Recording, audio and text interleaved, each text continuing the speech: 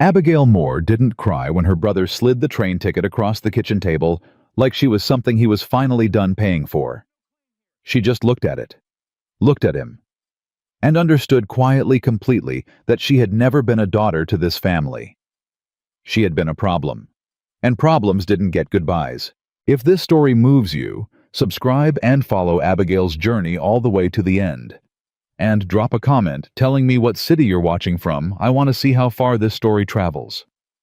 The ticket sat on the table between them like a verdict. Abigail Moore stared at it for 3 full seconds before she trusted herself to look up. The kitchen smelled the way it always had. Biscuits, wood smoke, and something underneath that she had never been able to name. Resentment, maybe, or indifference. She wasn't sure there was much difference in this house. Her brother Gerald stood at the far end of the table with his arms crossed, and that expression on his face, the one he wore when he had already decided something and was only bothering to tell her as a formality. He was 31 years old, and he had their father's jaw and their father's eyes and their father's particular talent for making a person feel like they were taking up space that belonged to someone else. "Wells Crossing," he said. "Town out west. You'll take the southbound coach Thursday morning." Abigail didn't move. "And if I say no?" Gerald smiled. It wasn't a kind smile. It never had been. "Then you keep sleeping under my roof, eating my food, and making my wife uncomfortable, and I keep reminding you every single day what a burden you are." He paused. "Your choice, Abby." Her younger brother Cale was leaning against the doorframe behind Gerald, picking at the edge of his thumbnail with a pocket knife, barely paying attention. He was 26 and had always treated her the way men treated stray dogs, not with cruelty, exactly, just with a fundamental disinterest in whether she was suffering. "There's a rancher," Gerald continued. "Name of Caleb Hart. He put out word through the land office that he needs a wife. Not a real one, he made that clear enough. Just someone to manage the household accounts and keep the place from falling apart. He's paying the travel fee and offering board." "He's paying," Abigail said slowly, "to have a wife shipped to him. He's compensating for the inconvenience of transport." Gerald's voice sharpened just slightly. "Which is more than you've earned here." There it was. That sentence. The one they always found their way back to no matter how the conversation started. She hadn't earned it. Hadn't earned the roof, the meals, the use of the family name. Hadn't earned the basic dignity of being treated like a person who existed on purpose. Abigail looked back down at the ticket. Wells Crossing, Colorado territory. She had never been west of the river. "What do you know about this man?" she asked. Gerald shrugged. "Rancher. Widower. Got some kind of scar on his face from a fire years back. Keeps to himself. The land office agent says he's hard but fair." He said it like it was a selling point. Like hard but fair was the best she could expect. "You're 24 years old, Abby. You've got no prospects here, no money of your own, and frankly—" He paused, and she could hear him choosing the words carefully, the way he always did when he wanted to wound her without leaving marks. "No one in this county is going to come asking for you. This is what's available. You ought to be grateful." Cale snorted from the doorway without looking up. "Grateful." Abigail breathed in slowly through her nose. She thought about the 7 years since their parents had died, the way Gerald had taken over the farm accounts and quietly, methodically made sure that her name appeared on nothing. No deed. No inheritance record. No legal standing.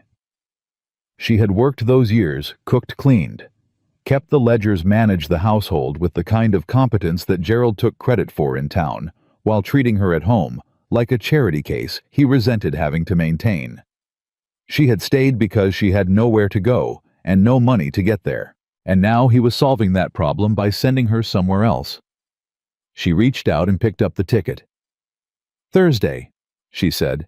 "6 in the morning. Don't be late. Coach won't wait." She folded the ticket in half and held it in her fist and looked at her brother. Really looked at him and felt something happen inside her chest that she didn't have a clean word for. It wasn't grief. It wasn't anger exactly.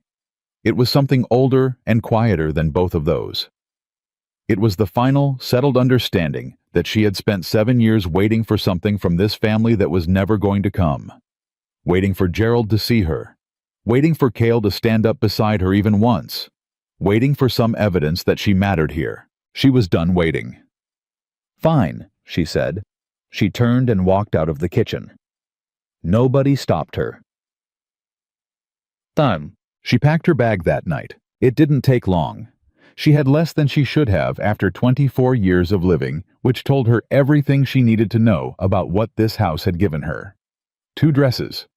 A wool coat that was starting to fray at the cuffs. Her mother's silver hairbrush with the cracked handle.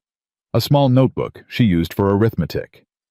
The photograph of her parents from their wedding day, which she had kept hidden in the lining of her trunk, because she knew Gerald would have taken it if he'd found it, not because he wanted it, but because he understood that she did. She sat on the edge of her bed in the dark for a long time after the house went quiet. She thought about Wells Crossing, which she couldn't picture. She thought about a man named Caleb Hart, who she couldn't picture either. She thought about the word Gerald had used, rancher, and the way he'd said it like it was supposed to make her feel small, like being sent west to marry a stranger was punishment. But here was the thing Gerald didn't understand, and probably never would. She had already been living in a house where she wasn't wanted. At least in Wells Crossing, the terms would be honest. The coach left before the sun was fully up on Thursday morning. Abigail was there at 5:40 with her bag at her feet and her coat buttoned to the throat. The morning was already humid and thick, the way summers in Missouri went, the kind of heat that settled in your lungs before you were fully awake. She stood at the corner where the southbound coach stopped, and she did not look back at the house. There were 4 other passengers, a merchant and his wife traveling as far as Kansas City, a young man in a new hat who looked nervous about something, and a woman of about 40 with sharp eyes and a canvas satchel on her lap who introduced herself without being asked as Mrs. Clara Briggs. "You traveling far?" Clara asked, once the coach had been moving for about 20 minutes. "Colorado Territory," Abigail said. Clara raised her eyebrows. "Alone?" "Yes." "Family out there?" "No." Clara studied her for a moment with those sharp eyes, not unkindly, just directly the way practical women looked at things they were trying to assess. "You running towards something or away from something?" Abigail considered the question more seriously than Clara probably expected. "I'm not sure there's a difference," she said finally.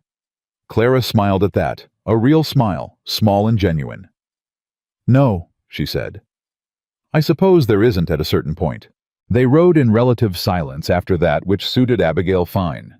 She watched the land change through the window as the day wore on. The flat green fields of Missouri giving way to broader, drier stretches. The sky getting wider. The horizon pulling back like it was trying to show her something.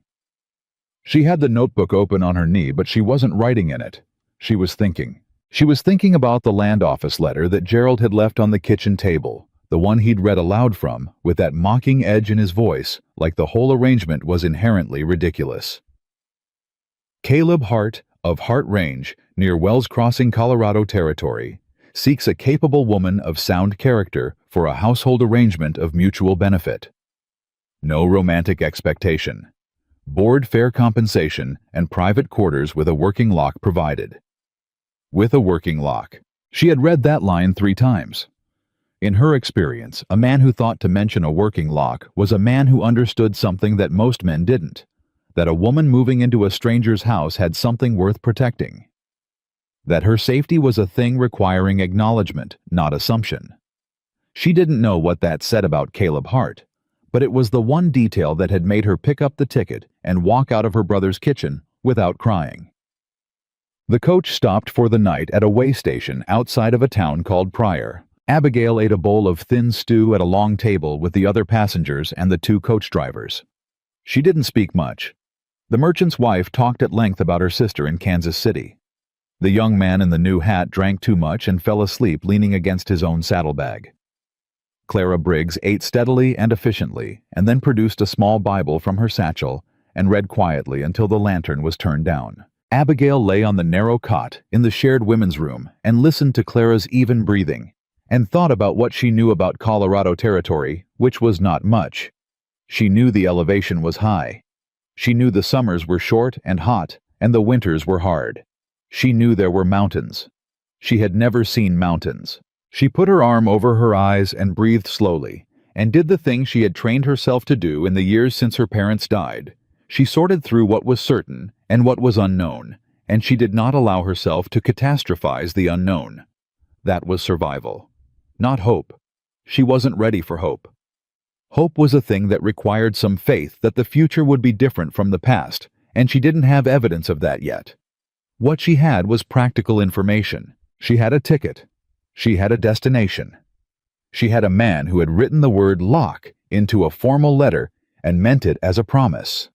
She would see what he was worth. 2 days later, the coach rolled into Wells Crossing in the long slanted light of a summer afternoon. Abigail stepped down with her bag and straightened her coat and looked at the town. It was smaller than she'd expected and larger than she'd feared. A main street with a general store, a land office, a feed merchant, a church at the far end, with its steeple white against the blue sky. Mountains rising to the west in ranges of blue and gray, so large and close that they changed the quality of the light, cooled it, weighted it, made the air taste different. She had not anticipated that. The air.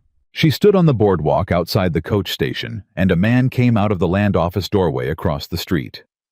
He was taller than Gerald, taller than anyone she'd seen recently, with the kind of breadth through the shoulders that came from years of physical labor, not vanity.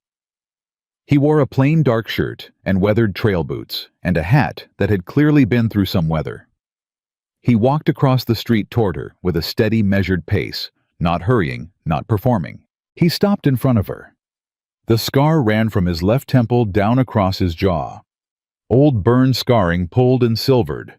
The kind that didn't fade anymore, just became a permanent part of the face.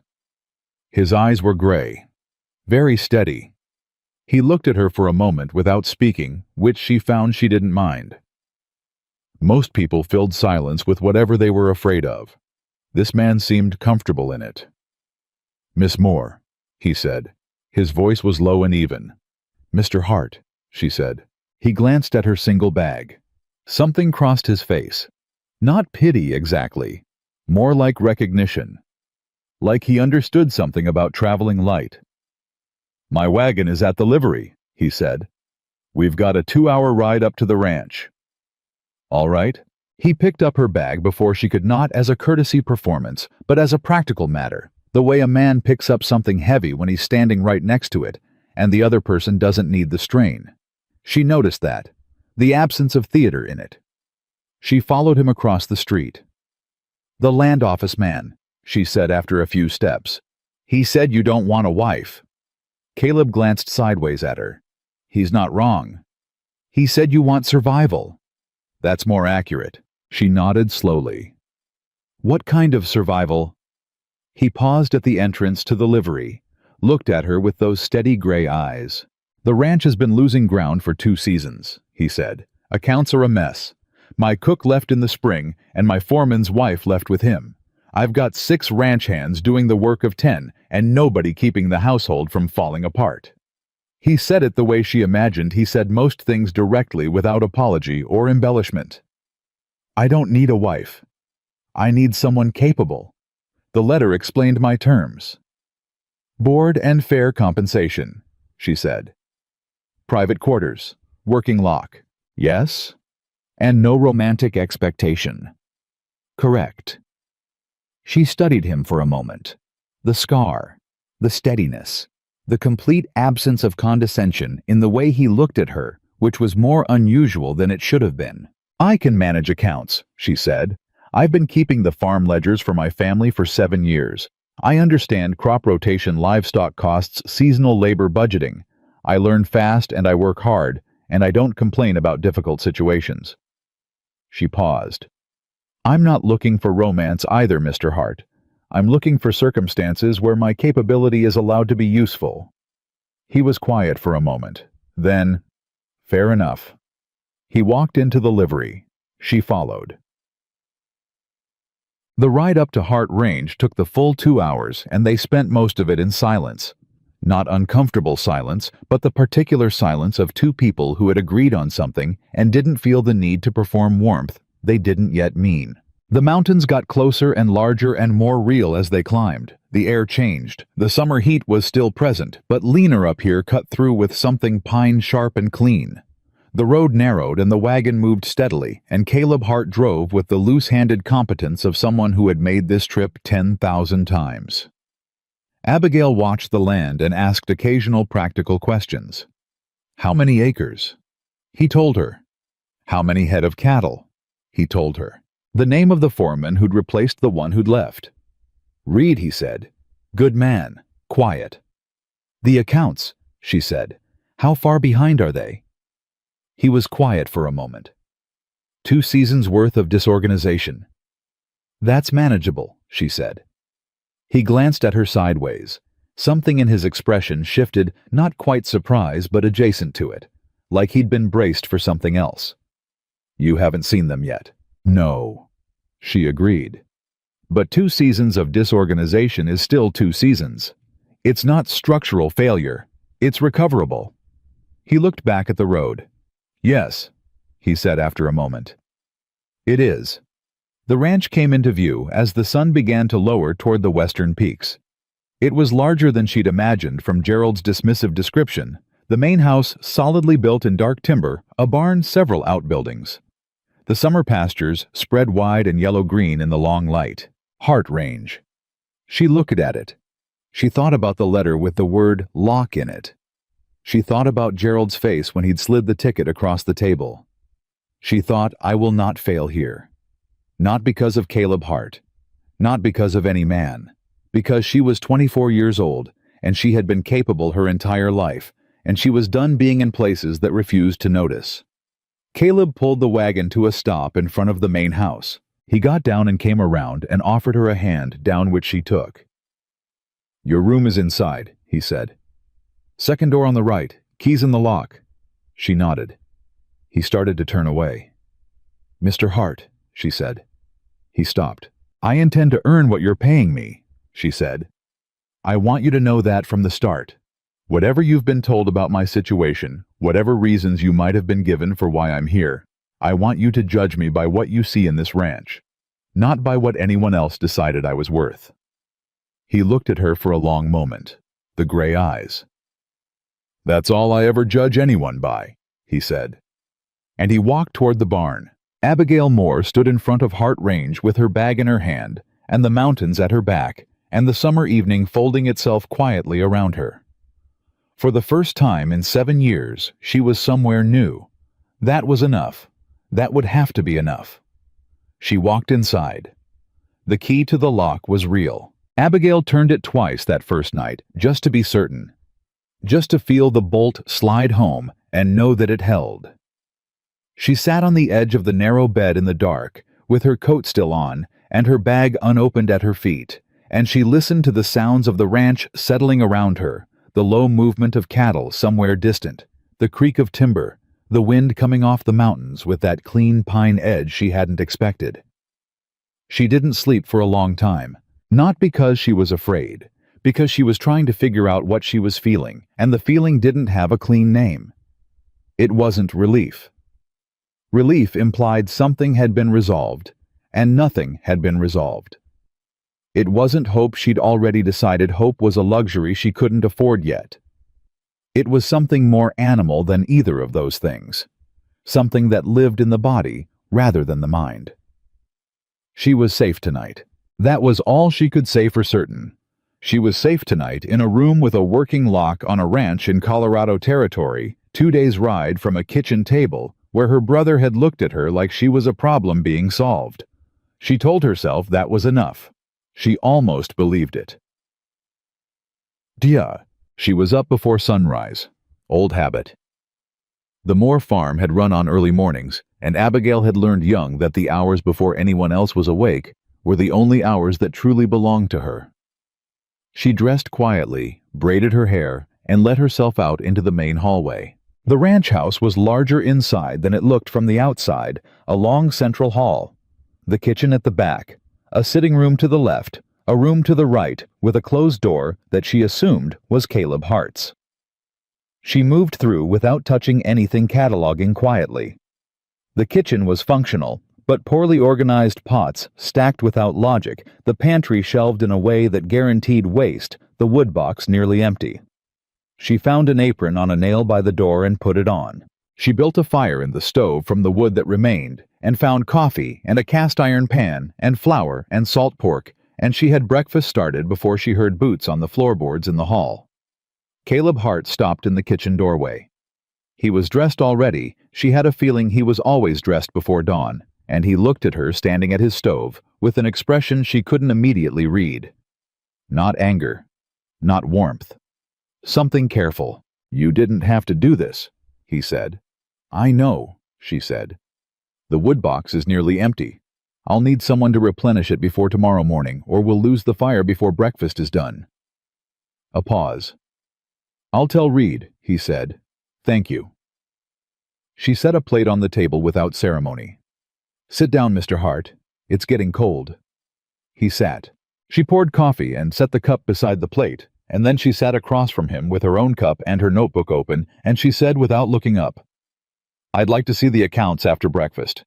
And I'll need someone to walk me through the outbuildings. I want to understand the physical layout before I start on the ledgers. It'll help me catch anything that's been miscategorized." Caleb was quiet for a moment. She looked up. He was watching her with those steady gray eyes, and there was something in them that hadn't been there last night. Something she might have called assessment, except it felt less transactional than that. More like he was recalibrating something. "You always move this fast," he said. "I move as fast as the situation requires," she said. "You told me the accounts are 2 seasons behind. That means decisions have been made without full information for 2 seasons. The sooner I understand what's there, the sooner I can tell you what it's actually costing you." He picked up his fork, put it down, looked at her. "The last woman who tried to help with the accounts told me within a week that it was too complicated," he said. "Sent a letter back to the land office saying she couldn't manage." Was she an accountant? No. Was she given the information she needed to actually do the work, or was she handed a pile of paper and left alone with it? Something flickered in his expression. Not quite guilt, but in the neighborhood. "The second one," he said. Abigail nodded. "Then the problem wasn't her capability," she said. "It was the approach. I'll need access to everything: invoices, cattle records, payroll, seasonal contracts. All of it. I won't be able to help you if I'm only working with half the picture." He studied her for another moment. Then he picked up his fork and ate. "After breakfast," he said. "Bye." The ledger room was a disaster. She had expected bad. She had not quite expected this: 3 wooden crates of loose invoices, 2 ledger books with entries that stopped mid-season, a stack of handwritten contracts from ranch hands going back 5 years, and a water-damaged payroll record that had been folded incorrectly and partially illegible. She stood in the middle of it and breathed slowly. Caleb stood in the doorway behind her. "I know," he said. "Do you know what year some of this goes back to?" "Some of it goes back to before my wife died," he said. His voice was flat, not emotional, the way men spoke about things they had processed into fact rather than feeling. "She kept the books. After she passed, I kept the ranch running and let the paperwork accumulate." Abigail turned to look at him. "How long ago did she pass?" 4 years. 4 years of accumulation on top of 2 seasons of active disorganization." She looked at the crates. She looked at the ledger books. She felt the particular calm that came over her when a problem was large and complicated and required patience rather than panic. "I'll need a table," she said. "A large one. And good lamplight. And I'll need you available for questions not all day, but an hour in the morning and an hour in the evening. Some of these decisions you'll have to make yourself." "All right," he said. "And I'll need to know which ranch hands have been here longest, the ones who were here when your wife was keeping the books. They'll have institutional memory about what certain costs covered." "That's Tom Briggs and a man named Fowler," he said. "Tom's been here 12 years. She wrote both names in her notebook. "One more thing," she said. He waited. "I'd like you to know that I'm not going to judge what I find in these records," she said. "Whatever state the finances are in, whatever decisions were made in hard years, that's not my business to weigh. My job is to understand what's real and tell you clearly, that's all." He was quiet for a moment. "My wife used to say that," he said. Not with sentiment, just with the slight surprise of someone who hadn't expected to hear a thing again and then heard it. He left her to the work. She spent the rest of the morning organizing, not analyzing yet, just sorting, building the scaffolding that would let her understand what she was looking at before she tried to interpret it. She moved with a quiet efficiency that she'd developed over years of managing a household that undervalued what she was doing, the kind of competence that became invisible because it looked easy, which was exactly why people assumed it was. Tom Briggs found her at noon. He was older than she'd expected, maybe 60, weathered and slow-moving, but with eyes that were sharp and watchful. He stood in the doorway of the ledger room and looked at what she'd done to the crates of paper and said, "Lord in heaven." "Good afternoon," she said. "You're Tom." "Tom Briggs, yes, ma'am." He took off his hat. "Mr. Hart said you wanted to ask me some questions." "I do." "Sit down, please. There's a chair behind you." She picked up a ledger and opened it to a page she'd flagged with a strip of torn paper. "I'm looking at an entry here from the summer of 1881. $70 marked as Seasonal Adjustment North Pasture. Do you know what that covered?" Tom scratched the back of his neck. "That'd be the fence repair after the slide came down off Miller's Ridge. Took out about 200 yards of line. We had to bring in extra labor." "And was that a one-time cost, or did it recur?" "One time. Ridge settled after that." He paused. "You're going back to 81? "I'm going back as far as the records go," she said, "because I can't tell you where the ranch stands today without understanding what it's built on. Every number has context. I need the context." Tom Briggs looked at her for a long moment with those watchful eyes. "Mrs. Hart the first, Mrs. Hart, she used to say something like that," he said. "Mr. Hart mentioned she kept the books." "She kept everything," Tom said. There was something in his voice, not grief exactly, but the weight of long respect. "She was a woman who understood how things connected. You took out one piece, she already knew what else would shift." He paused. "We all felt it when she was gone. The whole ranch felt it." Abigail looked at the ledger in her hands. "She sounds like she was remarkable," she said. "She was," Tom said simply. "You want to know about the 82 costs too?" "I want to know about everything," she said. He pulled the chair up and sat down. Caleb came back to the house at midday and then again at sundown, and both times Abigail was still at the table with Tom or alone with the ledgers. The second time he stopped in the doorway and watched her for a moment without speaking. She had 3 columns of figures on a sheet of paper she'd laid over one of the open ledger books. Her handwriting was small and precise, and she was moving through numbers the way some people moved through familiar landscape, not haltingly, not performing caution, just naturally navigating. "You eat," he said. She looked up. "I had bread at noon." "That's not eating." He said it without judgment, just as fact. "There's stew on." She looked back at the page. "I'll be done with this column in 10 minutes." "It'll still be warm in 10 minutes."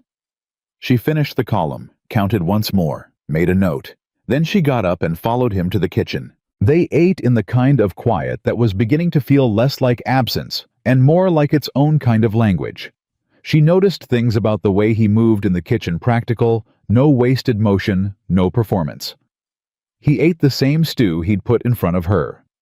He poured coffee without asking if she wanted it, which she found she didn't mind because she always wanted it. "Tom Briggs said you were going back to 81, Caleb said. "Yes." "That's further than I expected. The 81 fence costs have been miscategorized as recurring infrastructure. They're showing up in the seasonal budget projections for this year as an expected expense." She looked at him across the table. "You've been setting aside money for a cost that isn't coming back. It's not a massive number, but it's compounding. It's affecting how much you think you have available for actual needs." He was still for a moment. How much? He said. She told him. His jaw tightened slightly. Not from anger, from the particular expression of a man who has suspected something is wrong, and is now being shown exactly how wrong, which is its own kind of hard. There's more, she said. But I want to finish the full picture before I give you numbers in pieces. Pieces without context can mislead. How long will it take you to have the full picture? 3 days. Maybe 4, if the payroll records are as damaged as they look. He nodded, set down his coffee, looked at her. You found all of that in 1 day, he said. I found the beginning of it, she said. 1 day doesn't show you a ranch. It shows you where to start looking. Something shifted in the way he was looking at her. It was subtle, the kind of shift that happened in the eyes, more than the face, a slight adjustment in what was being assessed. She had seen that look before, or a version of it. It was the look people got when they had expected less and received more, and weren't sure yet what to do with the difference. She looked back at her coffee. The stew is good, she said. It's a basic recipe. Still good. A pause. My wife made it, he said. Then quickly, the recipe. I learned it from her. It shows, Abigail said. There's care in it. He didn't respond to that. But he didn't look away either, and she had the sense that she had said something that landed somewhere real in the careful quiet of a man who had learned not to let most things through. The first real test came on the 3rd morning. She was in the yard when she heard voices raised near the barn. Not the regular noise of ranch work, but something sharper with the specific edge that came from a dispute rather than labor. She came around the corner of the main house and found 2 of the ranch hands squaring off over something near the feed bins, and between them a 3rd man she hadn't seen before, younger, maybe 20, with the look of someone who'd been told something he didn't like. She walked over. What's happening here? She said. All 3 of them turned to look at her. The 2 older hands exchanged a glance that was not subtle. The younger man, she would learn his name was Danny, said, It's a ranch matter, ma'am. Nothing that concerns... Mr. Hart left me in charge of the household this morning, she said calmly. If something is happening on this property, it concerns me. What's the dispute? A pause. One of the older hands, whose name she'd learned was Fowler, cleared his throat. Danny here took the last of the feed grain for the south horses without signing the inventory. Now there's nothing left for the north pasture horses until the supply wagon comes Friday. She looked at Danny. Is that accurate? Danny's jaw tightened. I was going to sign it. I just hadn't gotten to it yet. The signing happens before, not after, she said. Because the point of signing is to prevent exactly this situation where 2 parts of the operation are working without knowing what the other has used. She looked at Fowler and the other man. How much do the north pasture horses need to get through to Friday? Fowler told her. She did the arithmetic quickly in her head. Split the remaining grain, 2/3 north, 1/3 south. The south horses can supplement with the hay in the east bin. I saw 3 bales yesterday that haven't been touched. That gets everyone through to Friday without shortage. She looked at Danny. After this, you sign before you take. Not because I'm watching, but because the ranch runs on information. If we don't know what's been used, we can't know what we need. Understood. Danny looked at her for a moment with that expression young men sometimes wore when they'd been corrected by a woman and hadn't decided yet how they felt about it. Then, yes, ma'am. Good. She turned to go, then stopped. Danny? He turned. You made the right call taking grain for your horses. They needed it and you got it. That's good ranching. The paperwork is how we make sure good decisions don't create problems for someone else. That's all it is. She saw something in his face relax. She walked back to the house. Behind her, she heard Fowler say something low that she didn't catch, and then heard Danny say quietly, Yeah, all right. Caleb heard about the feed grain dispute from Reed that evening. He came into the ledger room afterward and leaned against the doorframe with his arms crossed and looked at her the way he'd looked at her that first morning at breakfast, that careful recalibration expression. Reed told me what happened at the barn, he said. It was a small problem, she said without looking up. It's handled. Danny's been giving Reed trouble since spring, he said. Nobody's managed to settle him down without it turning into a standoff. It doesn't have to be a standoff if you don't make it one. She looked up. He's not a bad worker. He's young and he doesn't like feeling like he's being managed. So I didn't manage him. I explained the logic and gave him credit for the right part of the decision. The problem stopped being about him being wrong and started being about the ranch running correctly. That's easier for everyone. Caleb was quiet for a moment. That's a particular skill, he said. It's observation, she said. Most problems have a practical solution if you're willing to see what the actual problem is rather than the one you expected. He looked at her for another moment. Then he said, The payroll records, do they still need another day? Half a day, she said. Tomorrow afternoon, I'll have everything I need to give you the full picture. He nodded. He started to leave. Mr. Hart, she said. He stopped. Whatever the numbers show tomorrow, she said, I want you to know the ranch is not broken. Disorganized, yes. Undercapitalized in some areas, yes. But the bones are solid. I can see that already. She paused. I thought you should know that before we sit down with the full picture. Because numbers without context can make things look worse than they are. He turned slowly and looked at her from the doorway. The scar on his face caught the lamplight, and for a moment she could see exactly what it must have looked like when it was new and raw and terrible, layered over whatever expression he'd worn on the day of the fire. And she thought not for the first time that there were many ways to survive something that should have destroyed you, and not all of them left visible marks. Thank you, he said. He said it quietly, and she had the sense that he meant more than the words covered. Good night, Mr. Hart, she said. Good night, Miss Moore.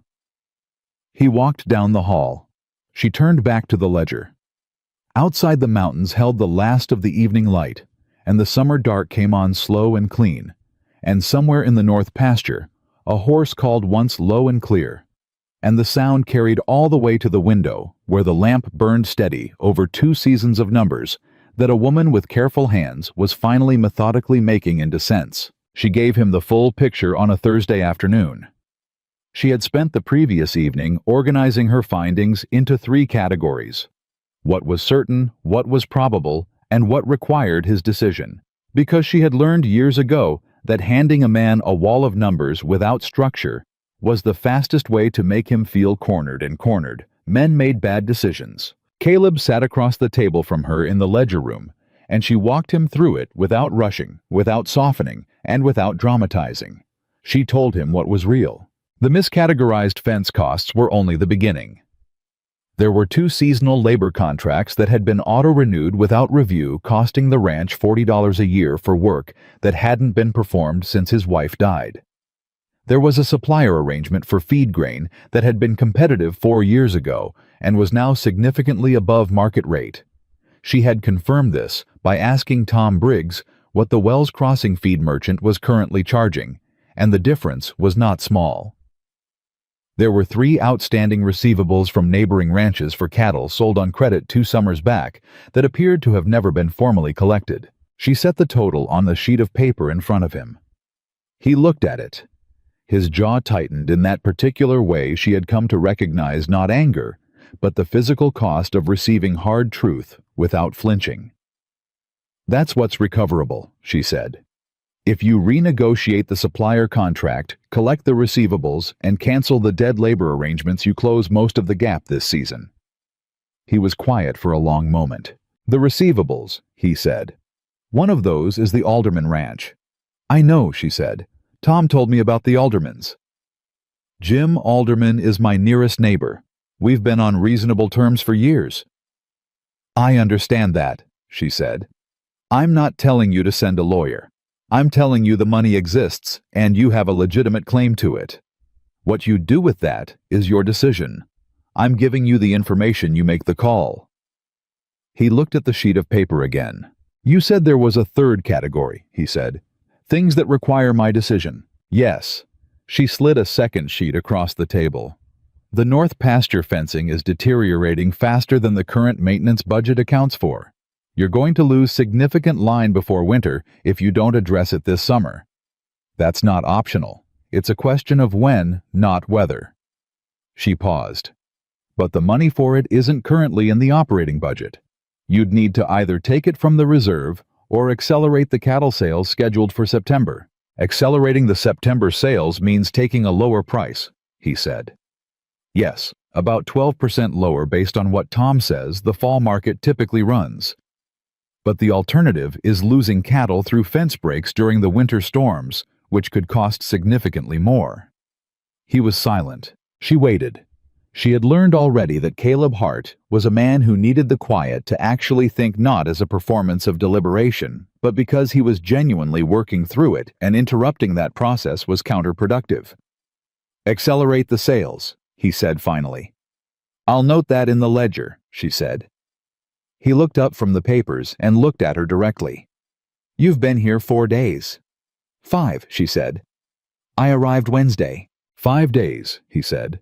And then, with the careful plainness of a man who did not offer praise lightly, I haven't had this kind of clarity about the ranch finances since Eleanor died.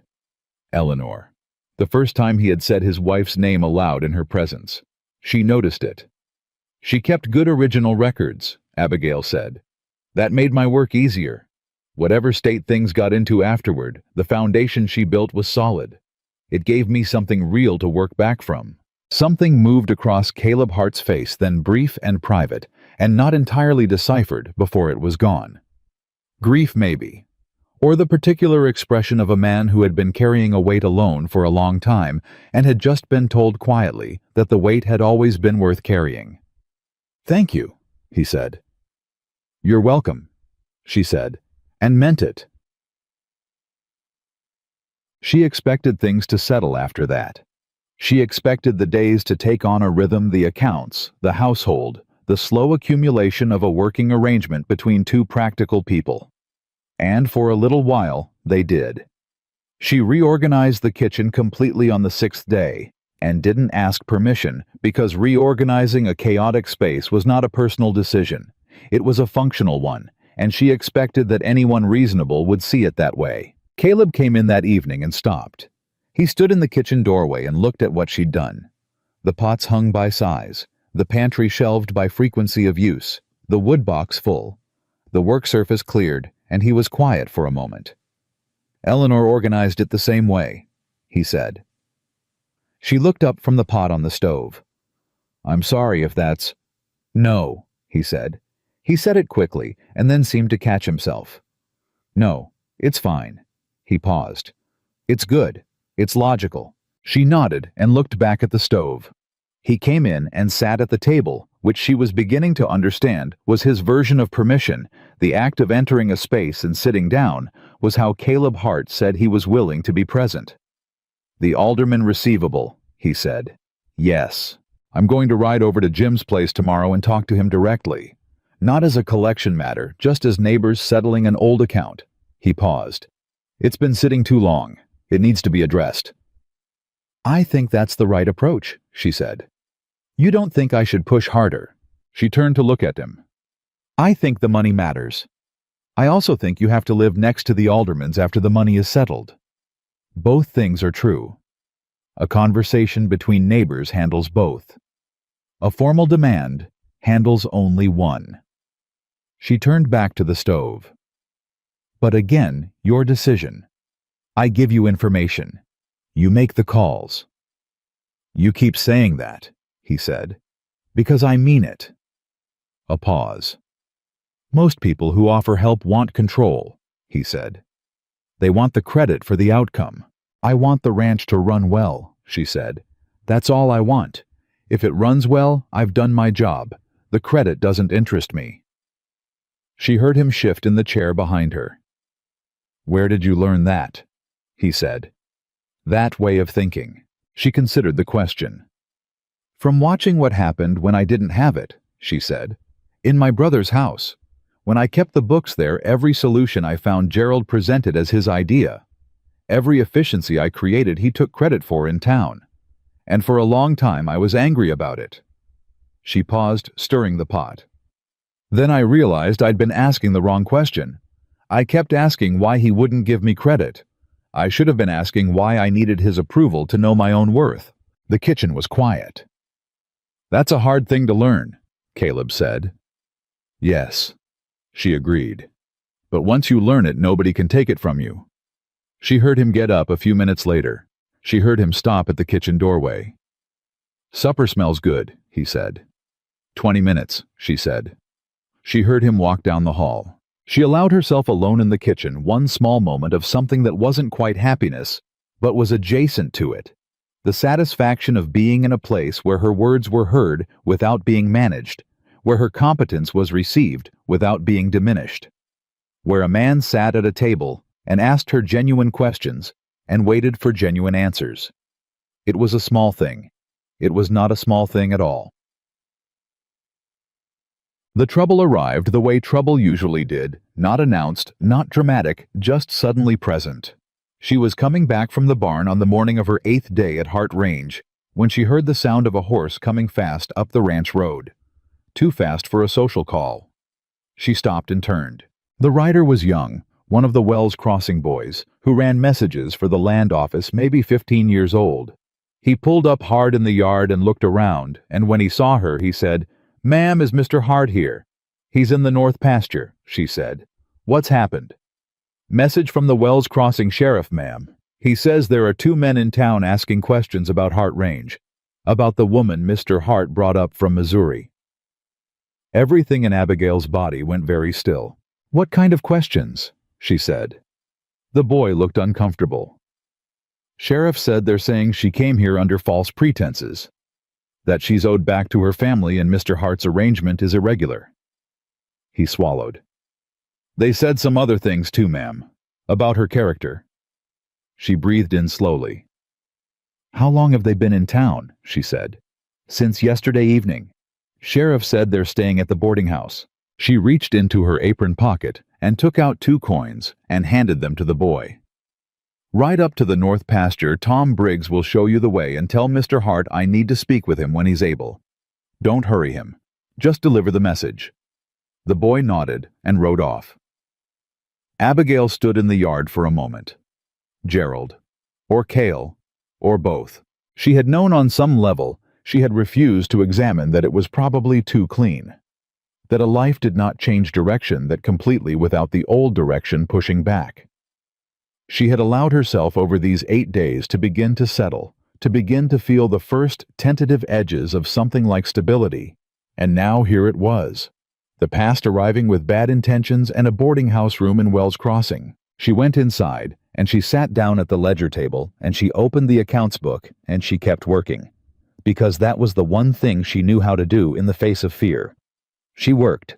She stayed precise. She did not let her hands shake. Caleb came in an hour later. He came through the back door and straight to the ledger room, and he stood in the doorway and looked at her and said, "The boy found me." "I know," she said. She set down her pen. "I assume you know who's in Wells Crossing." "I can guess." His voice was flat. "Your family." "My brothers," she said. "Gerald and possibly Cale." She looked at him directly. "I want you to know what they'll say before you hear it from them." He crossed his arms. He didn't sit, but he stayed in the doorway, and he listened. "They'll tell you I came here under false pretenses," she said. "They'll say the arrangement was irregular. They may say that I'm owed back to them, that they have some legal or familial claim." She paused. "None of that is true in any legal sense. I'm 24 years old, which means I'm not under anyone's guardianship. The arrangement with the land office was properly documented. I came here of my own choice." Another pause. "But they'll also say things about my character, things designed to make you doubt what you've seen from me here, and I want you to hear it from me first, so you can weigh it." Caleb was very still. "What things?" he said. "That I'm dishonest," she said. "That I'm difficult. That I manipulate situations for my own advantage." She said each one the way she might read an entry from a ledger clearly without flinching. Gerald is skilled at building a version of events that sounds credible from the outside. He did it for 7 years in our county. People believed him because he was the head of the household, and I was the dependent relative, and it's easier to believe the person with the authority than the person without it. Something moved in Caleb's jaw. Not the tightening she associated with hard financial truths. Something colder. "What do you want me to do?" he said. The question stopped her. She had expected almost anything except that not what should be done, not a declaration of what he'd decided. "What do you want?" "I want you to do whatever you believe is right," she said carefully. "I won't ask you to take my side against information you don't have. I won't ask you to trust me over your own judgment." She held his eyes. "But I will ask you to wait until you've heard both accounts before you decide. That's all." He looked at her for a long moment.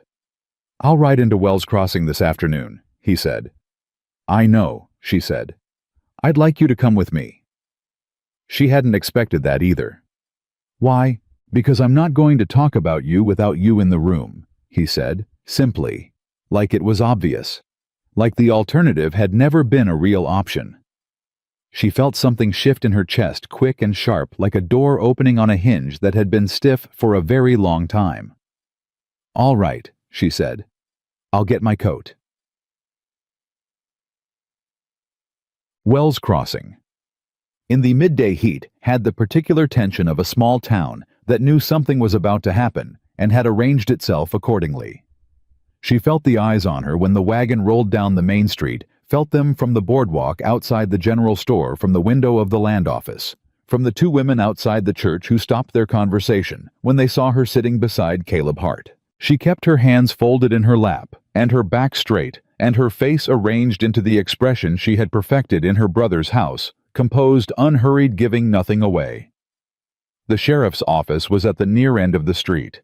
Sheriff Len Cook met them at the door, a wide, tired-looking man in his 50s, with a gray mustache and the expression of someone who had been dreading this particular afternoon. "Mr. Hart," he said. "Miss Moore." He held the door. "They're inside." She went in first. Gerald was standing near the far wall. Seeing him here in this place that had nothing to do with him in the landscape of her new life produced a sensation that she hadn't predicted. Not fear, not grief. Something harder and colder than either the precise physical sensation of a person who has been through a long siege and is looking at the enemy from behind walls that are for the first time actually solid. Cale was seated in this corner with his arms crossed, watching. Gerald looked at her and smiled. She hated that smile. She had always hated it, the particular warmth of it, the way it was engineered to look like welcome and function like a trap. "Abby," he said, "you look well." "Gerald," she said. She did not move toward him. He looked at Caleb. He was doing the assessment, the quick calculation of the man, the scar, the size, the stillness. She had seen Gerald make that calculation 100 times. He filed people by what they feared, and then he used it.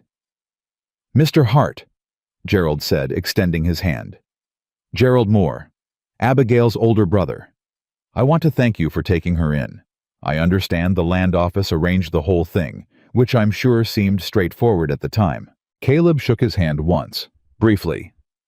"Mr. Moore." "I'm sorry you've been put in this position," Gerald said. He was using his reasonable voice, the one that sounded like a man who was reluctantly delivering difficult news entirely for the benefit of others. "I'm sure Abigail presented herself as capable, and I've no doubt she tried her best, but she has a history of—" He paused, selecting the word with visible care, misrepresenting her situation. "In what way?" Caleb said. "The farm accounts in Missouri," Gerald said. He spread his hands. "She kept them, yes. But there were irregularities, missing figures. I never accused her formally because she's family, but there were questions." He glanced at Abigail. "I'm only telling you because you deserve to know what you've brought into your home." The room was very quiet. Abigail looked at her brother and felt for a moment the old pull, the reflex that 7 years of living in his house had installed in her, the urge to defend herself loudly and immediately, because silence felt like admission.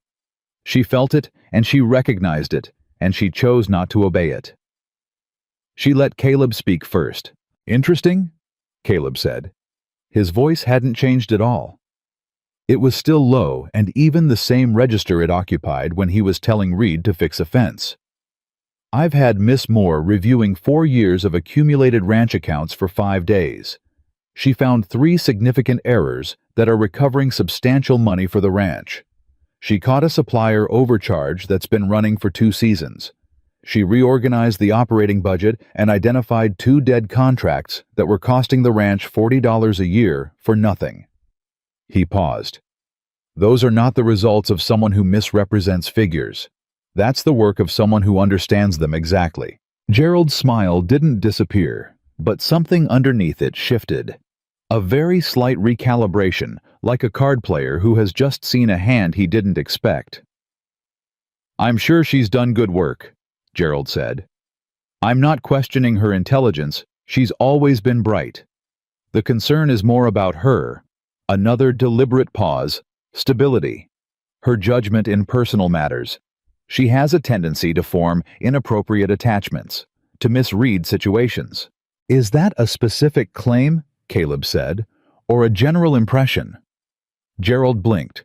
He was not used to being answered this way with questions that forced specificity.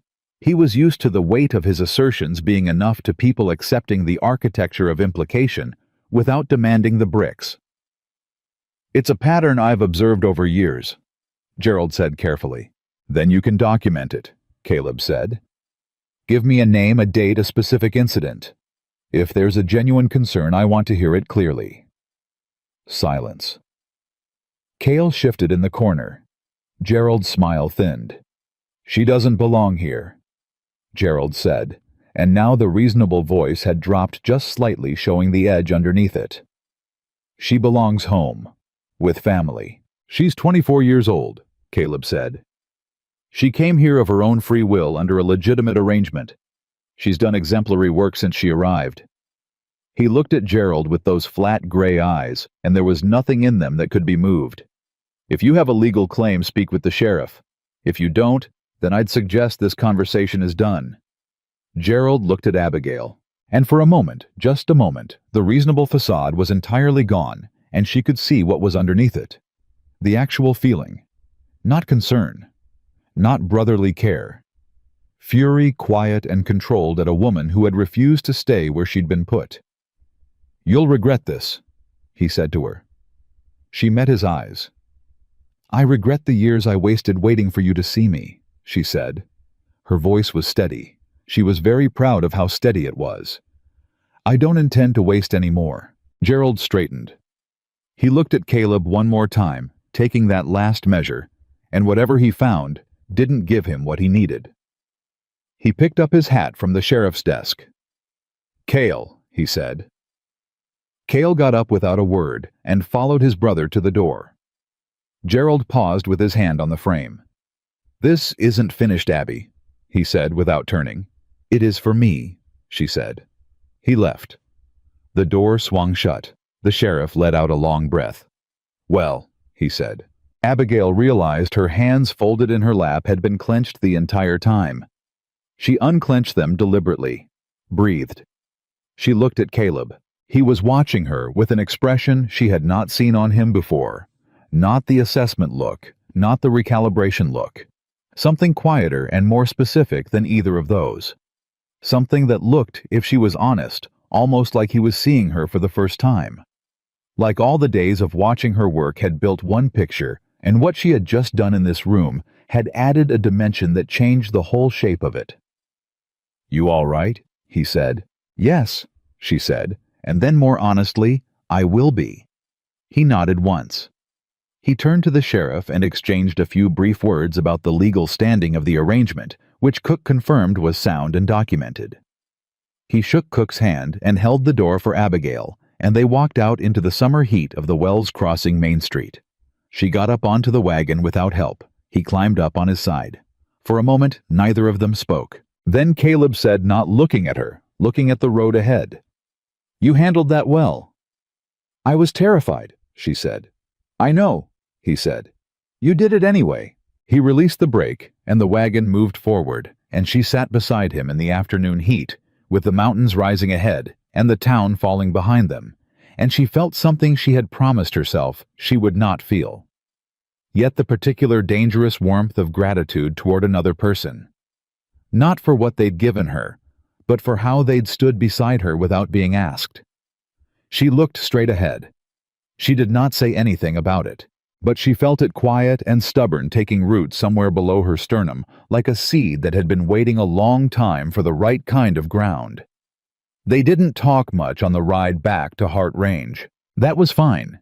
She was beginning to understand one of the things about Caleb Hart that was not a flaw, but a feature. He did not fill silence with noise just to make it easier to bear. He let it sit, and it sat without weight, and she found that she could think inside it, without the particular pressure that other people's expectant quiet put on her. She thought about Gerald's face when Caleb had asked him for specifics. She thought about the way that smile had thinned. She had spent 7 years in that house, watching Gerald construct versions of reality and present them to people with such confidence that the people accepted them. She had watched it happen to neighbors, to the county land agent, to the minister who came twice a year, and left convinced that Gerald Moore was a man of careful and patient generosity.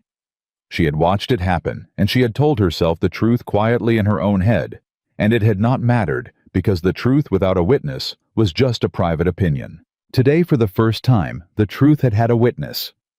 Not a champion, not a defender in the theatrical sense.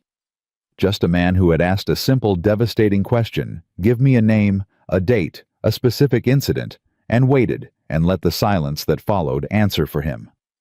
She hadn't known how much she needed that until it happened. She pressed her hands flat against her knees and watched the mountains and breathed. Caleb said without preamble, "They'll come back." "I know," she said. "Gerald strikes me as a man who doesn't accept the first no." "He never has." She paused. "He'll try a different approach next time. The direct confrontation didn't work, so he'll find another angle. He's patient when he has to be." "What kind of angle?" She thought about it honestly.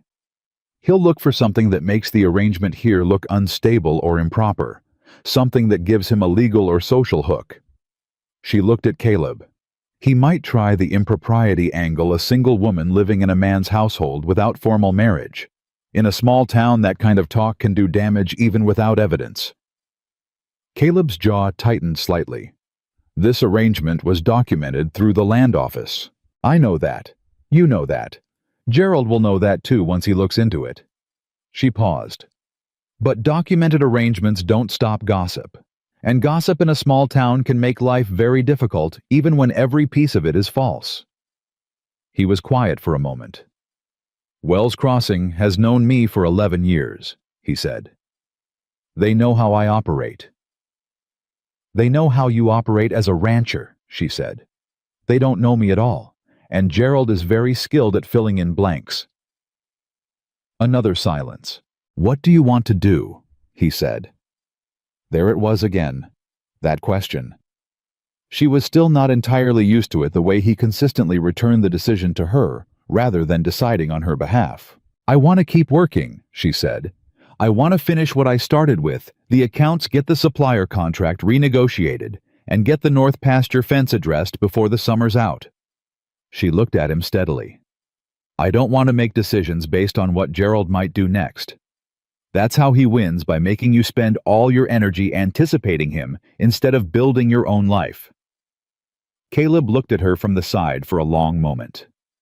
"All right," he said. "All right," she agreed. He turned back to the road, and the wagon moved steadily upward into the mountain afternoon, and for the first time since the messenger boy had ridden into the yard that morning, Abigail Moore felt the tightness in her chest begin slowly to release. She was back at the ledger table by evening. She worked until the lamp needed refilling, then refilled it and kept working. She was not avoiding thought. She was channeling it the way she had always channeled the things that frightened her into something that could be measured and managed and made into order. Caleb came to the doorway at 9 o'clock and said, "It's late." "I'm aware," she said.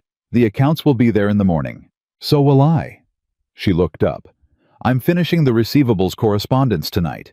If I have the letters ready, Reed can take them into town tomorrow, and we can get the alderman conversation moving."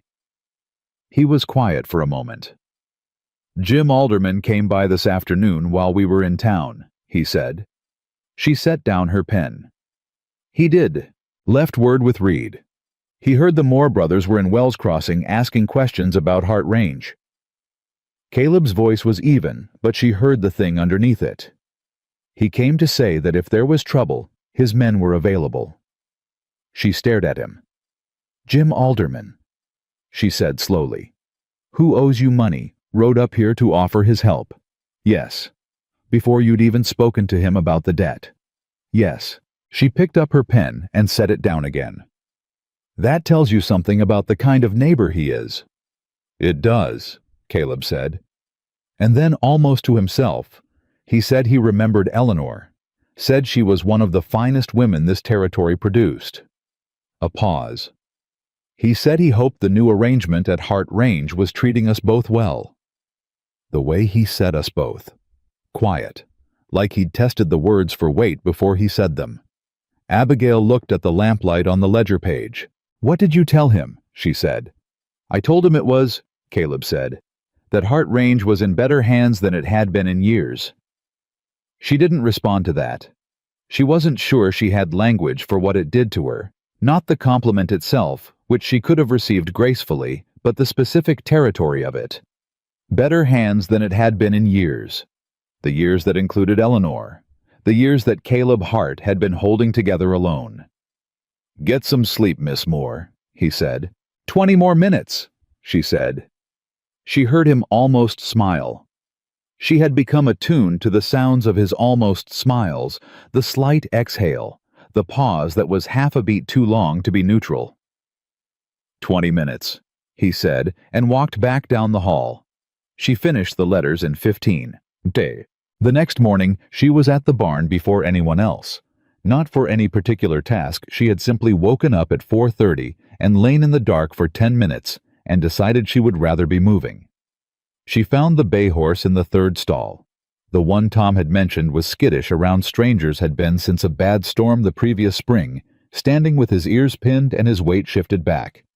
She didn't approach him directly. She stood at the stall door and talked, not to anyone in particular, just quietly, steadily, the way she used to talk through accounts, problems aloud, when she was working them out low, and even no performance in it, just the sound of a human voice treating the space like it was safe. After a while, the horse's ears came forward. After a little while more, he took a step toward her. She heard boots behind her and turned. Caleb was standing a few feet back watching. She hadn't heard him come in. She felt the slight jolt of being observed in a private moment, not embarrassed exactly, but aware, the way a person was aware of suddenly being seen doing something they'd thought was invisible. "He doesn't let most people near him," Caleb said. "I wasn't trying to get near him," she said. "I was just talking." Caleb came to stand beside her at the stall door. Not close the appropriate distance of two people who had established terms, but beside her looking at the horse. "What were you saying to him?" he asked. "Nothing important," she said. "The feed grain situation, the receivables, the north pasture fence." She paused. "He's a good listener." She heard it, the almost smile, clearer this time. "His name is Scout," Caleb said. "I know. Tom told me." She looked at the horse. "He's not skittish. He's careful. There's a difference." Caleb was quiet. "Eleanor said the same thing about him," he said. It was the second time he'd said Eleanor's name in as many days. She noticed the change, the way he was allowing the name into conversation now, instead of keeping it locked away. She didn't comment on it, but she heard it. "She sounds like she was a woman who understood what she was looking at," Abigail said. "She was," he said. He was quiet for a moment. "She would have liked you," he said, simply, like it was a fact he'd been carrying and had finally found a place to put down. Abigail didn't know what to do with that. She let it land without deflecting it, without filling the space around it with words. "That's a generous thing to say," she said finally. "It's an honest one," he said. Scout stretched his nose forward and touched the rail of the stall door, and Caleb reached over and laid his hand flat on the horse's nose. "Easy." practiced the gesture of a man who had done it 10,000 times, and something about the sight of it, the gentleness of it. The way this hard-edged, silent man touched the animal with such complete absence of self-consciousness put a small and unwelcome ache directly in the center of her chest. She stepped back from the stall door. "I should start breakfast," she said. "You don't have to," he said. "You're not—" "I know I don't have to," she said. "I want to." And that was true. She had found over these days at Hart Range that the wanting to was new. That in her brother's house she had cooked and cleaned and maintained out of necessity and resentment in equal measure. And here she did it because the work itself felt different when it was received as work, rather than as her minimum obligation, as a body taking up space. She walked back toward the house. Behind her she heard Caleb say something to Scout low and quiet, not intended for anyone else. She didn't slow down to hear it, but she smiled alone in the early morning where nobody could see. The supplier negotiation came together faster than she'd expected. She had drafted the letter carefully, not accusatory, not weak, just plainly factual. Here is what we have been paying. Here is what comparable suppliers in the territory are charging. Here is what we are prepared to pay going forward. The numbers were clean and documented, and she had included 2 references to market rate that Tom Briggs had helped her verify from his own memory of the Wells Crossing merchants' posted pricing. Reed took the letter into town on Monday. By Wednesday, a reply came back. The supplier, a man named Carver, who operated out of a depot in Milford, agreed to the new rate without significant resistance. She brought the letter to Caleb, where he was working in the south yard. He read it again. "He just agreed," he said. "He agreed because the letter gave him accurate information and a fair offer," she said. "He's a businessman. He doesn't want to lose the Hart Range account. He was overcharging because nobody had looked at the numbers clearly enough to challenge it." She paused. "He wasn't cheating you. He was just charging what the silence allowed him to charge." Caleb looked at the letter. "That's $80 a year," he said. "Every year going forward," she said. "And this season's overcharge, I've included a credit request in the letter. He's agreed to apply it to the next order." Caleb stared at her. "You got a credit," he said.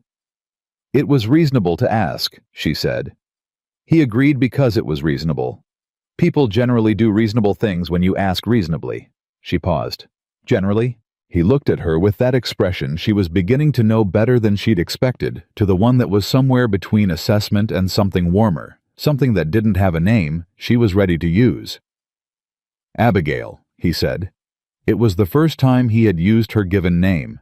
She felt it, the precise, specific weight of her name in his voice, different from Miss Moore, different from ma'am, different from the careful professional distance he had maintained consistently since Wednesday morning of the previous week.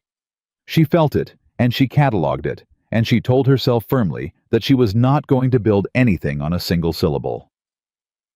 "The north pasture fence," she said, keeping her voice even. "Have you talked to Reed about the timeline?" He paused. Let her redirect without comment. "We start Friday," he said. 3 days of work minimum. "I'd like to come out and look at it," she said. He raised an eyebrow. "Not to supervise," she said quickly. "I want to understand the physical reality of the costs I'm tracking. Right now they're numbers on paper. If I can see what the fence line actually involves, I'll be better at projecting future maintenance costs accurately." He considered this. "Saturday," he said. "I'll take you out Saturday morning." "Thank you," she said.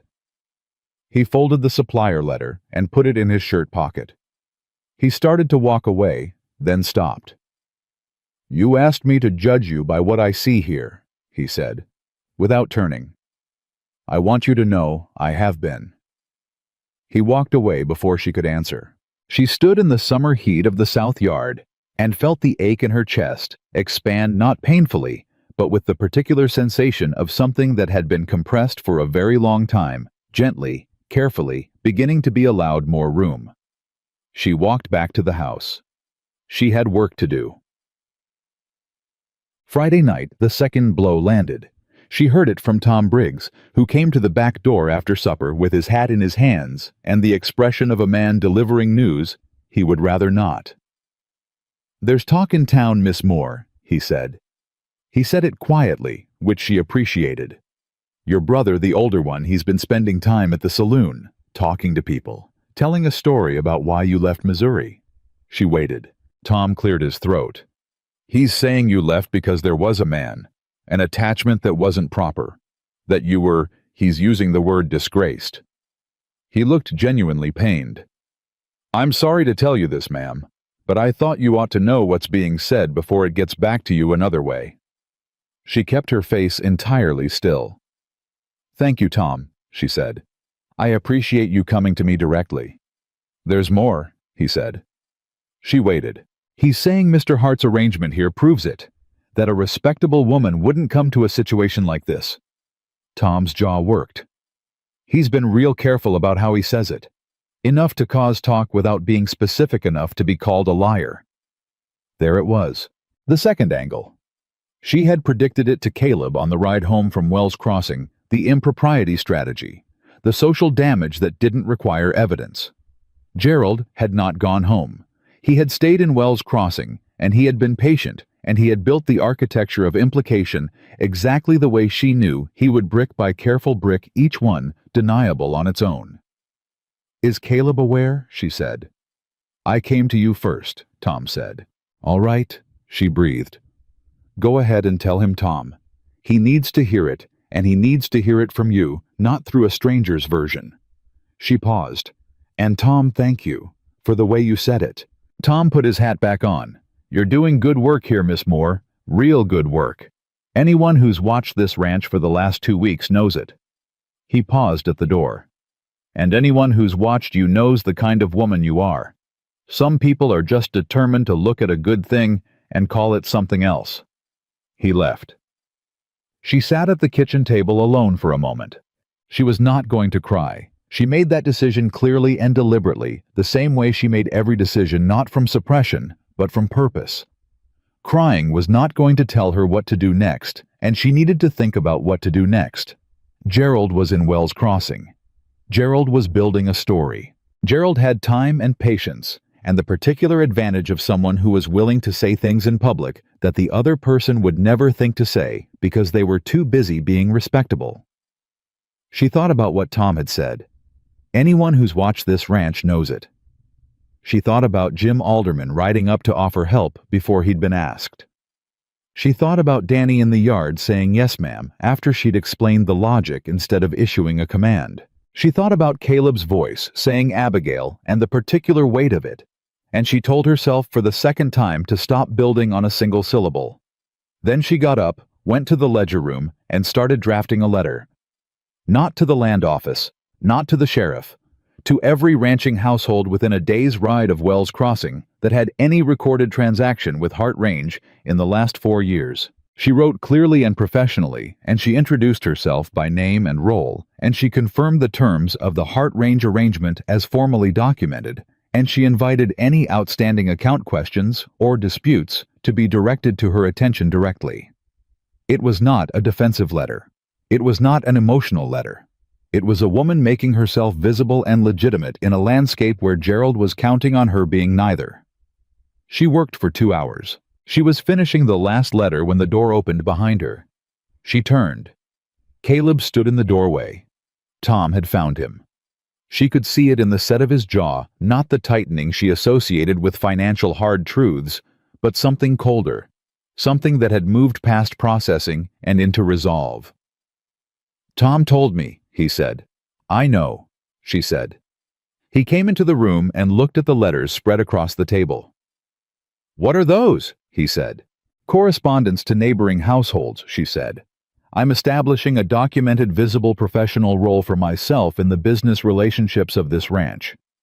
It makes Gerald's story harder to maintain if the people he's talking to have already received formal communication from me in a professional capacity." He stared at the letters. "You thought of this tonight," he said. "Just now, yes." "In the last 2 hours." "Yes." He pulled out the chair across from her and sat down heavily. Not with defeat, with the particular weight of a man who is very tired and very angry, and is choosing to be neither of those things in front of someone who deserves his steadiness. "This is my fault," he said. She looked at him sharply. "No. I should have formalized the arrangement more publicly when you arrived. A notice in the land office bulletin. Something in writing that established the terms clearly from the beginning." His jaw worked. "I didn't think it would matter. I've been operating this ranch alone for 4 years, and nobody has questioned my arrangements. Because your previous arrangements didn't involve a single woman from another county," she said. "And Gerald is specifically exploiting that gap. This is not your failure, it's his strategy. He makes his problems into other people's failures. That's the skill he's spent his whole life developing." Caleb looked at her. "How are you this calm?" he said. "I'm not calm," she said. "I'm working. There's a difference." He was quiet for a moment. "What do you need from me?" he said. "Sign the letters," she said. "If they go out with your name alongside mine, it establishes joint legitimacy for the arrangement. Gerald can't undermine both of us as easily as he can undermine just me." He reached across the table and picked up the top letter. "Read it." Read it again. "This is well written," he said. "I know," she said. "Not from arrogance, just from accuracy." He set the letter down. "Abigail," he said. And there was her name again, and she was not going to build on it. She had decided that, but it did something to the air in the room every time he used it. She looked at him. "I want you to know," he said, "that whatever he's saying in town, whatever version of you he's building for people to look at, I know what I've seen here. In this house, in those ledgers, at the barn with Scout." He paused. "I know what's true." She held his eyes. "You have no idea," she said quietly, "what it means to me to hear that." He nodded once. He picked up the pen she'd been using, and he began to sign the letters one by one, steady and deliberate, the way he did everything. She watched his hands. She thought about her brother in a Wells Crossing saloon building, a story out of silence and implication, and she thought about this man sitting across from her in lamplight, signing his name to hers, and she understood something she had not fully understood before, that the opposite of being erased was not being defended. It was being seen, being stood beside, being treated as someone whose truth was worth witnessing. She had been waiting her whole life for that. She hadn't known until now how close she was to having it. Outside the window, the summer night held the mountains in its dark arms, and the ranch was quiet.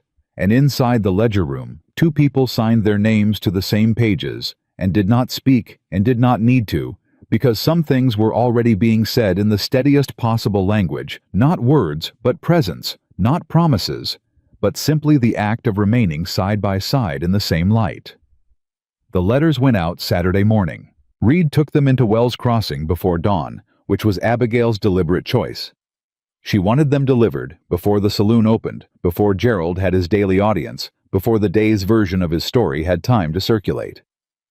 Reed was back by mid-morning, with confirmation that every letter had been placed, and with something else word that Jim Alderman had been in the post office when the letter arrived for his household, had read it on the spot, and had said loud enough for 3 people to hear that it was about time Hart Range had someone competent managing the books. Tom Briggs delivered this information to Abigail in the kitchen with visible satisfaction. "Jim Alderman said competent," she said. "His exact word, ma'am," Tom said. "And Jim Alderman is not a man who uses words he doesn't mean." She went back to the stove and said nothing, but she felt the particular quiet satisfaction of a correct move landing exactly where she'd aimed it. Caleb came in from the yard an hour later, and Tom told him too, and Caleb looked at Abigail across the kitchen with that expression she had stopped trying to categorize and simply accepted as his. The one that was not quite a smile but occupied the same territory. "You knew Alderman would say something," he said. "I knew he was the kind of man who would," she said. "Tom had told me enough about him. People with genuine integrity tend to recognize professional conduct and comment on it. It's not manipulation, it's just understanding that truth has allies if you give it the right opening." Caleb was quiet for a moment. "My wife used to call that reading the room." "It's a good phrase," she said. "She was good at it," he said. And this time, he said it without the careful flatness he'd used before. He said it with something that was simply warmth, the kind a person felt when a good memory had stopped being only painful and started being also true. She didn't look at him when she answered. "So are you," she said. "You read Gerald in that sheriff's office in about 30 seconds. "I've met men like Gerald before," he said. "Most people have," she said. "Most people still believe them." He sat down at the kitchen table, and she poured him coffee without asking, and he accepted it without comment. And that small choreography, unremarkable, unperformed, completely natural, said more about what these 2 weeks had built than anything either of them had put into words. Tom, she had almost let herself believe the letters had been enough. That was her mistake. Not a foolish one, the evidence supported it. 3 days passed without incident. The ranch hands were talking to her as a matter of course, now coming to her with supply questions and scheduling conflicts the way they'd previously waited for Caleb or gone without direction. Danny had signed every inventory entry without prompting. Tom had taken to leaving her morning coffee on the ledger table before she even came downstairs. Reed had started giving her the end-of-day pasture reports directly. Heart Range had absorbed her. Quietly, completely, the way good ground absorbed rain, not as a dramatic event, just as a natural process that made things grow. And then Sunday evening, she heard horses in the yard. Not one horse. 2. She came out of the kitchen and through the front hall, and she knew before she opened the door. She knew from the sound of it, 2 horses ridden hard and pulled up short, which was the particular sound of men who had come to make a point with their arrival. Gerald stood in the yard. Cale was behind him, and Cale was holding something, an envelope thick and official-looking with a wax seal she could see even from the doorway. Caleb was already in the yard. He must have heard them from the barn. He stood with his arms loose at his sides and his hat on, and he watched the 2 men with the same steady expression he'd worn in the sheriff's office. Not aggressive, not welcoming. Just present, immovable. She came out and stood on the porch. Gerald looked at her, and this time he didn't use the reasonable voice at all. He was past the reasonable voice. He had the expression of a man who had decided that civility had failed and was now intending to use something else. "I've retained legal counsel," he said, "in Kansas City." He nodded to Cale, who stepped forward and held out the envelope to Caleb. "That is a formal challenge to the land office arrangement, on the grounds that Miss Moore was not competent to enter the agreement independently, that she was under duress, and that the terms were not fully disclosed to her family." Abigail came down off the porch. "I was not under duress," she said. "I am 24 years old, legally independent, and I entered this arrangement of my own free will with full understanding of its terms." "You were in a desperate situation," Gerald said. "You had no money, no prospects, no real choice. A court may see that differently than you do. A court will see a documented land office arrangement signed by a consenting adult woman," she said. "Desperation is not duress. If it were, half the marriages in Missouri would be invalid." Gerald's jaw tightened. "You don't know what a Kansas City lawyer can do with the right framing. And you don't know what a Wells Crossing woman who has spent 2 weeks building professional relationships with every major ranch household in this territory can do with the right evidence," she said. That landed. She watched it land, watched Gerald recalculate, watched the slight shift in his eyes that meant he hadn't expected that. He looked at Caleb. "You'd defend this arrangement in court." "I'd defend Miss Moore's right to be exactly where she's chosen to be," Caleb said, "which is here. And yes, in any court you'd care to bring it to." "This is about family," Gerald said, and now his voice had changed again, lower, almost intimate, aimed at Abigail with the specific precision of a man who knew exactly which wound to press. "You're my sister. Whatever happened between us, you belong with your family, not with a stranger." The word belong. She had known it was coming. She had known because it was always the last tool Gerald reached for, when the others had failed the language of ownership dressed as love, the claim of connection that was really a claim of control. She had rehearsed nothing. She had no prepared speech. What came out of her was not performance. It was simply the truth, finally said in the right place to the right audience without apology. "You sent me away, Gerald," she said. "You put a train ticket on a kitchen table and told me to marry a stranger or come back broken enough to behave. Those were your words." She looked at him without flinching. "I didn't belong to you then. I don't belong to anyone now. And the fact that I've built something real in the 2 weeks since that table, something you can't control or diminish or take credit for, is why you're standing in this yard trying to use a lawyer to take it from me." Gerald said nothing. Cale in the background had gone very still. "I am not coming home," she said.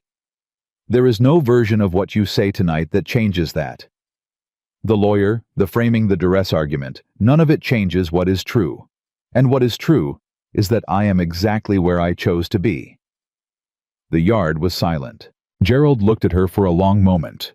She watched him searching for the angle, the response, the reframe, the next move in a game he had been playing so long he had forgotten he was the only one who thought it was a game.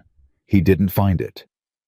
And she saw for the first time in 24 years her brother without his armor. Not defeated, not humbled, but simply without his next move, standing in a yard in Colorado territory, at the end of a road he had not expected to be a dead end. He looked old, she thought. Or maybe he had always looked old, and she had only been too frightened of him to notice. "You'll regret this," he said. But it was quiet now. It had lost its architecture. "You've said that before," she said. "It hasn't been true yet." He looked at Caleb one more time. Caleb met his eyes and said nothing, and did not move. And that more than anything was the final answer. The stillness of a man who had nothing to prove and nowhere to be except exactly where he was standing. Gerald turned and walked to his horse. Cale followed. She watched them ride out of the yard and down the ranch road, and she stood very still until the sound of the horses faded into the mountain dark.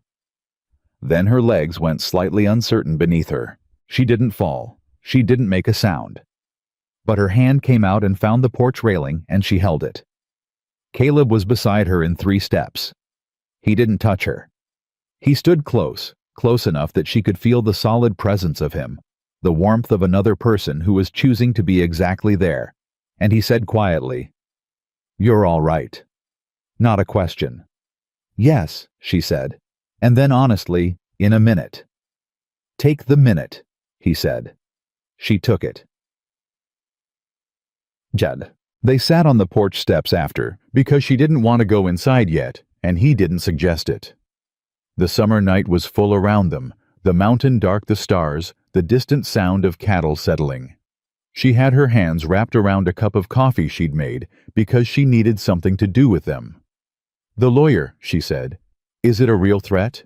"I had Reed ride to fetch the sheriff's opinion this afternoon when I saw them coming," Caleb said. "Cook says the land office documentation is solid. A duress argument would have to prove you had no viable alternatives, which is hard to argue when you clearly had the capability to have made other choices." "I didn't have money," she said. "You had skills that were marketable," he said. "A court would look at the ledger work you've done here and have a difficult time arguing that a woman with your competence had no options." She looked at the coffee in her hands. "Gerald knows that," she said slowly. "He knew the legal threat probably wouldn't hold. He came back because he needed to try something, because he couldn't accept leaving without one more attempt." "Yes," Caleb said. "He won't come back again," she said. Not a question. Caleb was quiet for a moment. Men like Gerald, they move on to more tractable problems eventually. You stopped being tractable the moment you walked into that ledger room. She almost laughed. It surprised her, the almost laugh arriving in the aftermath of the hardest thing she'd done in years, as if her body was already moving past it. "That's a generous way to put it," she said. "It's an accurate one." She looked sideways at him. In the dark, with the lantern light from the window laying itself across the yard, she could see the scar on his left side clearly that pulled silvered territory that had become simply part of his face to her weeks ago, in the way that things became familiar. "Can I ask you something?" she said. "Yes," he said. "The fire," she said carefully. "You don't have to. 4 years before Eleanor died, he said. It was immediate, not reluctant, like he'd already decided sometime recently that the answer to this question was available to her. Barn fire, 3 horses inside. I got 2 of them out. A pause. The third one I went back for her. The roof came down.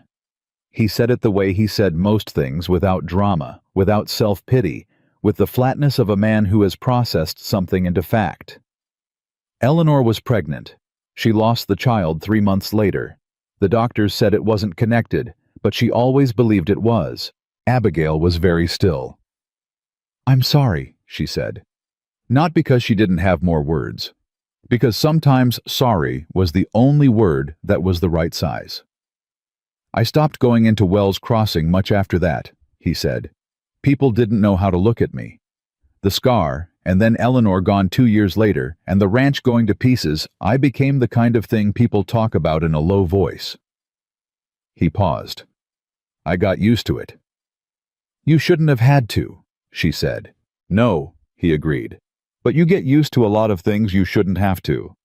She thought about 7 years in her brother's house. "Yes," she said.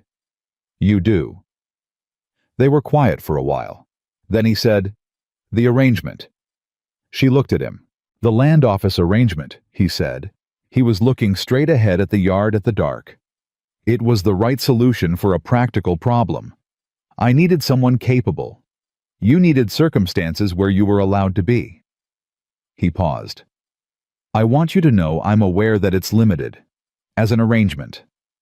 She waited, not sure where he was going. "I'm not a man who's easy to live with," he said.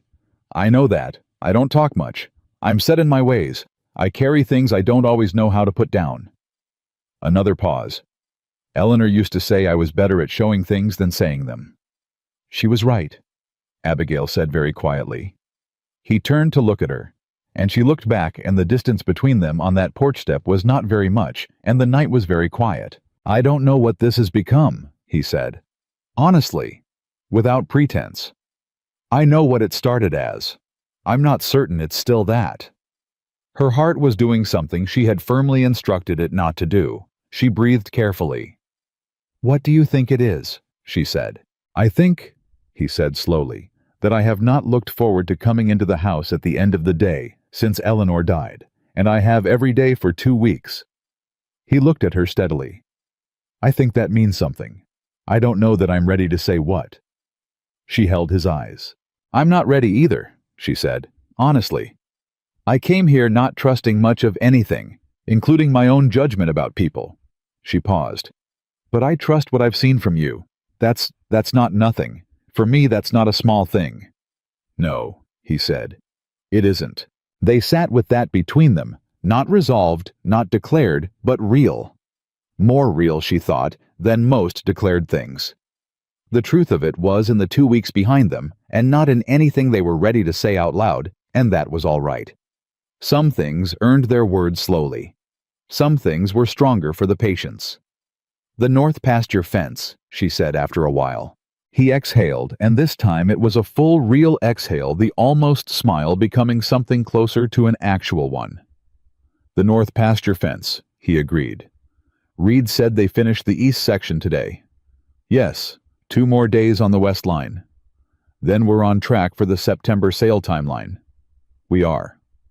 She nodded, looked at her coffee, looked at the yard. "Good," she said. Monday morning, the reply came from the Kansas City lawyer Gerald had claimed to retain. It was addressed to the land office in Wells Crossing, with a copy to Hart Range. Sheriff Cook brought it up himself, which told her something about how he regarded the matter.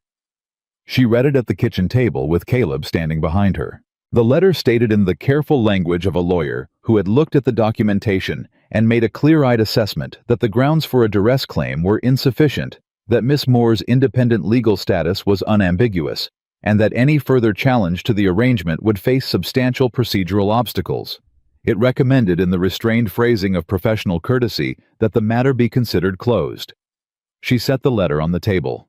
"He didn't even try," she said. "Gerald told the lawyer the situation, and the lawyer told him it wouldn't hold." "Which means Gerald knew it wouldn't hold," Caleb said. He came Sunday anyway. Because it was never really about the legal claim, she said. It was about whether I would break. Whether standing in the yard and hearing lawyer in Kansas City in court would make me doubt myself enough to give him something to work with. She looked at the letter. It didn't. Cook cleared his throat from the doorway. I want to say something if I might, Miss Moore. She looked at him. I've been sheriff in Wells Crossing for 9 years, he said.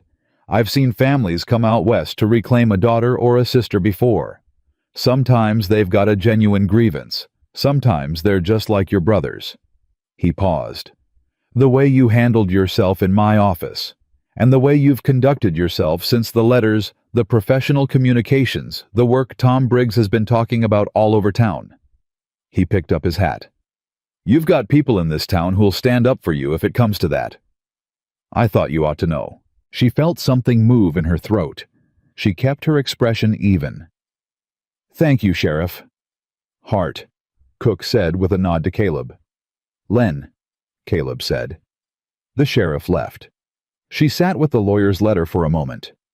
She thought about the kitchen table in Missouri, the train ticket sliding across it, Gerald's smile. She thought about what she had believed sitting on the edge of her bed that night, with her coat still on, about what was possible. She had not believed in very much.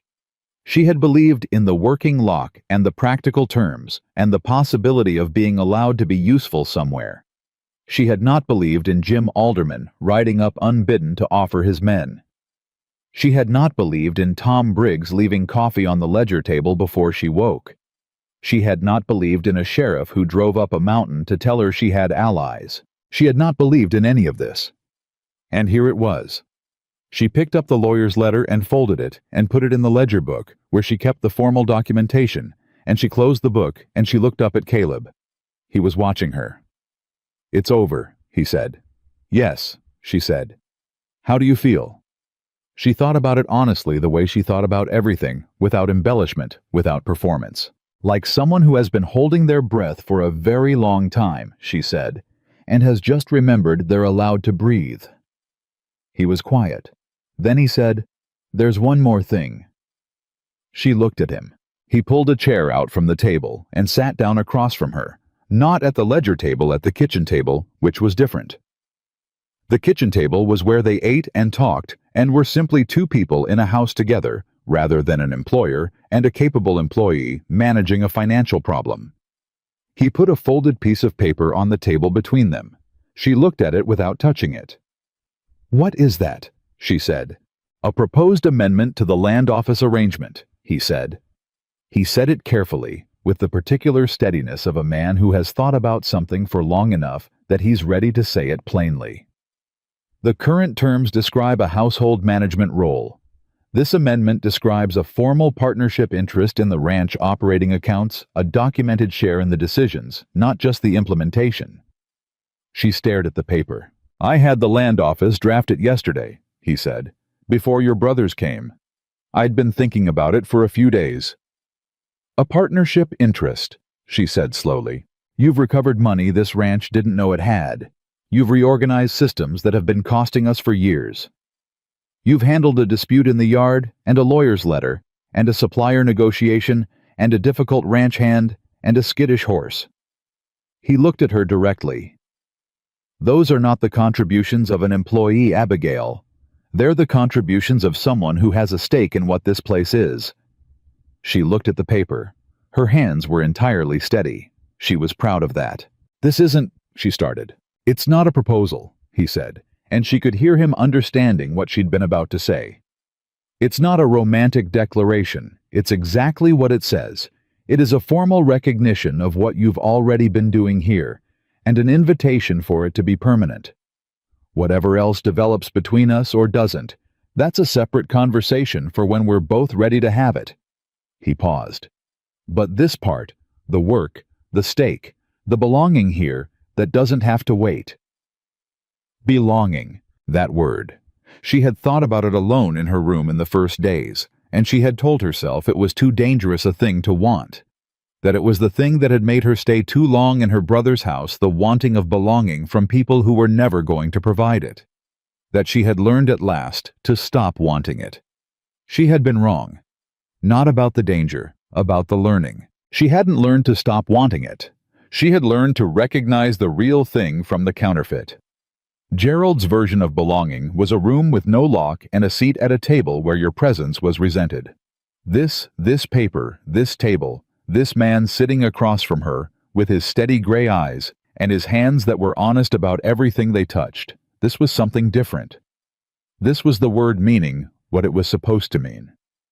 She picked up the paper. She read it. It was exactly what he'd said. It was clear, professional, legally sound. Her name alongside his in the operating documents of Hart Range. A formal documented stake. She set it down. She looked at Caleb Hart. She thought about the train ticket on a kitchen table. She thought about boarding a coach alone in the dark with one bag and no certainty. She thought about a working lock and a scarred man who drove a wagon in silence and asked, "What do you want?" and meant it every single time. She thought about 2 weeks. Just 2 weeks, which was nothing, which was everything, which was the precise amount of time it had taken for her to understand that she had not been sent away as a punishment. She had been sent towards something she would never have found from inside her brother's house. "I'll need a pen," she said. Caleb reached into his shirt pocket and put one on the table. She signed her name beneath his, in her small and precise handwriting, and set the pen down. She looked up. He was looking at her the way he had looked at her outside the sheriff's office, that quiet, specific thing that was not assessment anymore, that had moved past assessment into something she was not going to name yet, because they had both said they weren't ready, and she was a woman who kept her word. "Welcome to Hart Range," he said. Not for the first time, but for the first time it meant everything it was supposed to mean. "Thank you," she said. Outside, the summer morning was full and bright over the mountains, and somewhere in the north pasture, the fence line that she had helped save was holding, and the accounts were balanced and honest, and the horses were fed, and the ranch was running with the particular clean efficiency of a place where people understood what they were building and had chosen to build it together. Abigail Moore had walked out of a kitchen in Missouri with one bag and a folded train ticket, and the hard, quiet knowledge that she had never been wanted there. She had found in the mountains of Colorado Territory something she had not dared to plan for a place where her presence was not tolerated, but valued, not managed, but trusted, not punished, but met fully honestly on her own terms. She had not come west looking for love. She had come west looking for ground that would hold her. She had found both, and she had earned every inch of them, and nobody, not Gerald Moore with his lawyers, not any saloon story, not any version of the past that someone else had written for her, was ever going to take them away. That was not a hope. That was a fact. And Abigail Moore had always been very good with facts.